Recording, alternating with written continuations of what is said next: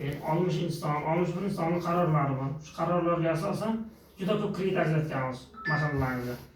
Hozir endi bizda asosan shu mahallalarda ishsizlarga, uyda tadbirkorlik qilaman deganlarga juda qulay imkoniyati yaxshi bo'lgan kredit turlari bor. Ya'ni bu prezidentimizda 3-sonli qaroriga asosan 16-bayoni bor. Bayonnomasi bor. Shu bayonnomaga asosan mahalla loyihasi dasturi doirasida ishsizlarga 50 milliongacha kredit ajratamiz hozir.